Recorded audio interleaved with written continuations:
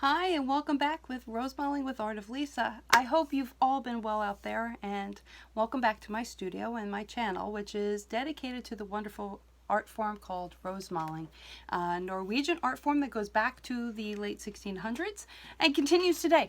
I like to tell people that I don't go back to the late 1600s, but that's okay. All right, let's go down to the table. Here we go. Alright, so it's been a while since I've done a review of brush strokes. So I thought today I would just do a little quick review of C strokes and S strokes and then combine them on this nice little wooden ornament. Very simple. That's ready to go. And we're going to work today in Jo Sonja Pale Gold and Jo Sonja Warm White. This is an acrylic paint that is by the company called Chroma Inc. out of Lidditz, Pennsylvania. All right, so I am working today with a Premium 4 Original Gold Kingart 9004 round. I particularly like round brushes. Many Rosemalers will use flats, they'll use filberts. I just happen to like rounds. All right, my very messy palette right now. It's been used over and over again, so this is a wet palette. In this wet palette, I have special paper there, and then I have a sponge underneath that is kept wet. And then there is a top that goes on top of it and just seals it and keeps it. All right, so I'm using my pale gold, and we're just going to work on some C strokes today. Let's see how close we are here. All right, a little review. Those who have been with me before have seen these videos before, and you're more than welcome to go back, but it's kind of fun to get a refresher course. So I'm taking my size 4 brush. I am going to take it. I am going to push those bristles down, and I'm really pushing those bristles down as far as I can. And I'm just going to start pulling my brush slowly to the right. As I pull it to the right, it's like an airplane taking off. I'm going to take the pressure off my bristles and let the bristles come to a point and finish and take off. Let's do that again. So again, I'm taking my bristles, I am pushing them down. I'm pushing them to about the 1 o'clock position. I'm going to start pulling my brush slowly. I'm not twisting it till about here, and then I'm going to turn it ever so slightly in my fingers. I take the pressure off, and I pull, and I take off. Again, it's like that airplane taking off there. Let's try that again. I hope everybody has been well out there. Push this down. Okay, let's bring it around. Let's pull it up, take off, and come around. I have been well here, a little busy. I'm behind on my videos. I'm behind on my work. Been busy with family. God is good, you know, working with the kids and working on projects around the house. So thank you everybody for your patience and waiting for my next video to come out. So now I have these nice C strokes. They're nice and rounded. Now I can make these bigger. Now let's go in the opposite direction. Again, I'm going to push my brush down. This time I'm kind of in the 8 o'clock position. My bristles are heading 8. I'm going to pull around. I'm turning ever so slightly. I'm taking the pressure off my brush, and I'm going to come around. Now I lost a little color on that, but that's okay. I'm going to just go back. I reapplied more paint to my brush, and I'm just going to go over my brush and pull it around and take it off like that. Now these brushes, I can spread them out as far as possible. Let's see how far I can spread this brush. I'll come around this way, and I can bring it around and over, and I can keep going bigger and bigger. Now most of the time when you have a C stroke, you're going to have a little sister stroke next to it. So I'm going to put a little stroke here. I'm going to come in, and I want to join over the line, the inside line of that initial C stroke, but I want to bring them together. So when you look at nature, at a flower, at leaves, they're all coming from the sepal, they're all coming from the root, and they're coming up and then they're spreading out. So it's the same idea with these. So C strokes are one of the main things, the main strokes in Rosemaling. Let's do a sister stroke on this side. So same idea, I'm pushing my brush down and I'm pulling up and I'm just blending ever so softly on the inside line there so that that comes to the point. You know, sometimes too then you'll add maybe another color. I just dipped into some Prussian blue with raw sienna in it. Oh, I didn't put enough on there, so let's put a little bit more. I still have gold on my brush, and that's okay. Kind of blend them together. Just really nice. Now, the other stroke is an S stroke, and an S stroke often comes off the back of a C stroke. So for example, and I just put a little more gold and blue on it, it comes down like this. So you can see the S as it comes. So that we can start forming this way. We can start forming with a Z, a thin line, push down to your brush, push down on your bristles, pull it up, and then back to a Z. Now obviously I'm not going to make a Z all the time, so I can start smoothing this out and start bringing S's with it. Now sometimes your S is going to have this C shape at the top, but it's the same idea, as you can see. So it still follows that same form down and around. Now these strokes, and I'll do it in the opposite direction, so let's do a little Z this way. So I'm going from left to right, down and around. So I'll do it again, but I'll shape it a little bit more. Okay, let's add some more gold on there so it's a little easier to see. Okay, this, there we go. So we can go like this and pull it around. Now these are your basic strokes that you're going to use throughout Rosemaling. And there's a lot of other art forms that use very similar stroke work. Okay, and this is all about control. So let's put an S stroke off the back of this C here. So I'm going to come up here. I'm going to take it and pull it around. Now most of the time when people are starting Rosemaling, they start with a pattern, which is kind of very soothing and very comforting to use. It kind of gives you a guideline. Now I've been Rosemaling for a very long time, so I am quite proficient at doing this freehand. And I would recommend playing with your brush and seeing what you can do with it. The more you practice something, the more proficient you get, the more muscle memory you get, and it just kind of works. Now, typically, I am pulling my brush towards me.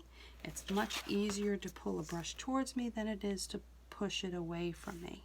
And I will turn a piece towards, as I'm working on it, I will turn a piece so that I am typically pulling that brush stroke towards me.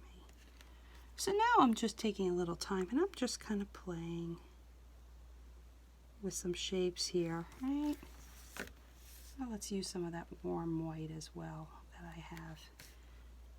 I get a little warm white and blue, a little gold, and then in the style that I'm doing, which is called telemark, you can get some blending on your brush. Rosemaling is very interesting because there are many different styles. And I really need to do a video on different styles. There's just so much variety. It just keeps it so interesting to do. Alright, so this kind of gives you a little idea of what we can do. Let's see what we can do on my little ornament here. I'm going to clean my brush out. And then again, with acrylics, this is water-based. So I have it ready and can clean out my brush very simply. So this is a very simple round wooden ornament that I have prepped. It is base coated in, let's see here, it is base coated in Naphthol Red Light. And then I did a wash on top of it with burnt umber. Again, I'm using Jo Sonja Paints. So there we go, burnt umber. And I'm going to do this in golds and whites. I have a medium put together of 3 items. That's also Jo Sonja. It's 1/3 flow medium, 1/3 glaze, and 1/3 retarder. This is my typical medium that I have that I will mix together in a little container such as this. I also like to save the tops of water bottles, and I keep that on my palette like so, so that I can tip my brush into it as needed. So let's see what we can make with this little guy. So let's do a nice little C stroke here right down the center. Again, I am doing this freehand, and I've had a few people request me to do some pattern packets with these, so I need to work on that. It's a little hard during summer with everybody at home. Here we get some warm white in there. That's a little too bright, so I'm going to tone it down with a little gold. It's been a little more difficult to get stuff done with everybody working from home during these crazy times. And you know, when you're the mom, you're kind of there at semi beck and call. So I haven't been able to get down to my studio as much as I'd like. Alright, so we have a C stroke, a C stroke, another little C this way, a little S off the back. Now I can do another S here that looks like a leaf coming off, so it's just this nice little S stroke. Let's do another one there. I'm basically just putting in a little form. I'm not sweating or worrying about if it's perfect or not. This is just, you know, for fun. You know, it's, remember, one of the things I like to say, it's just paint. This isn't rocket science. This is not something you should really stress over. You want to have fun with it. Experiment. You know, it's happy little swirls, as one of my friends like to say. That's my homage to Bob Ross. And, you know, please let me know if you feel that I have a Bob Ross way about me here. I've had a number of my friends say that. A few people as they follow me on YouTube. Alright, so now we have a nice little shape there. It's really pretty, just very simple. I have a wet piece of paper towel ready with some plastic wrap. Oh, I didn't put my plastic wrap around it. So let me get a little plastic wrap here. So for those that are new, what I like to do is I take a wet paper towel like such, and I take it in my plastic wrap. Oops. Here we go, like this.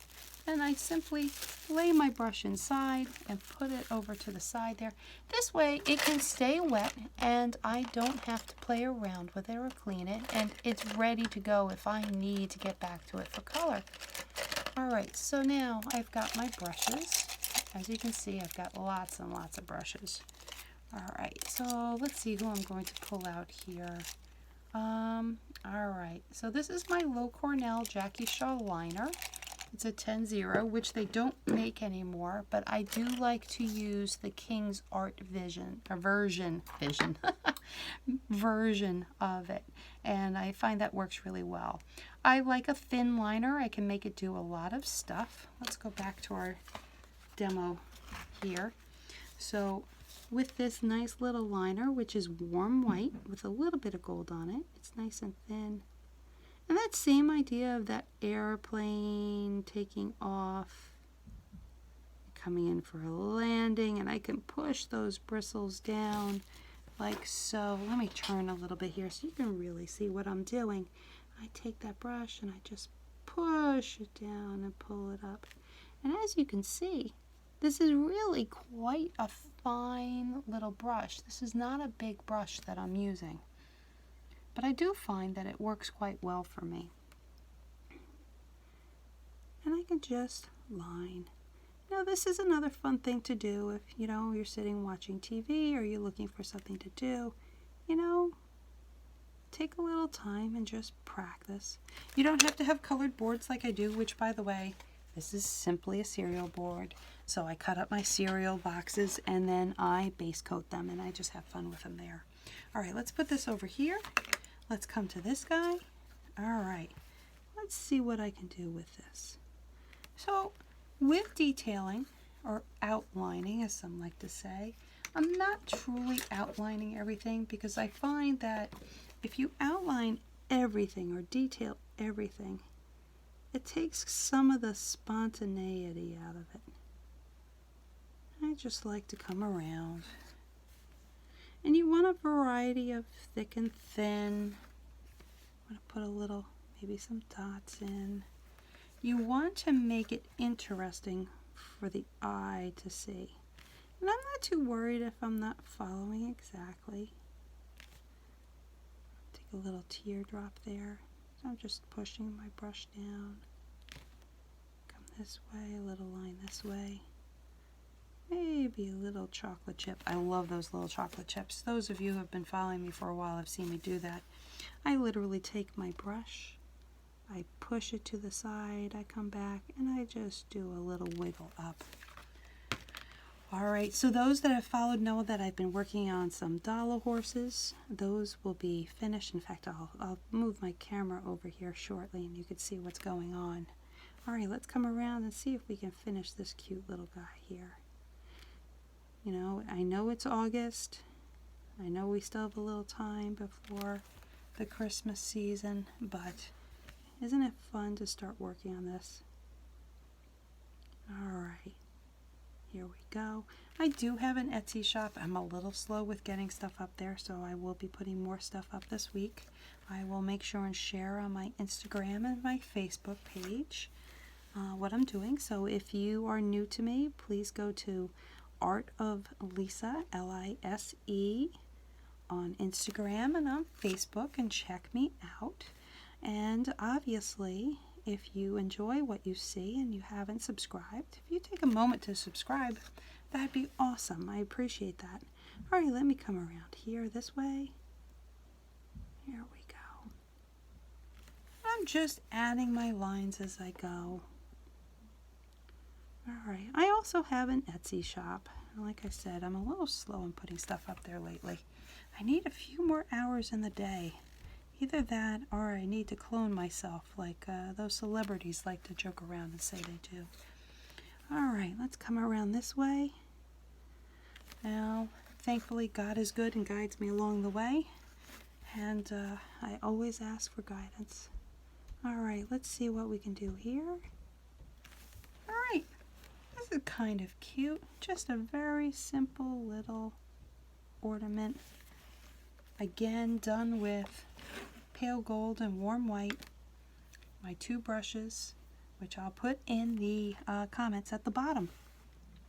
I hope you enjoyed your time with me today. Oh, let me come back up.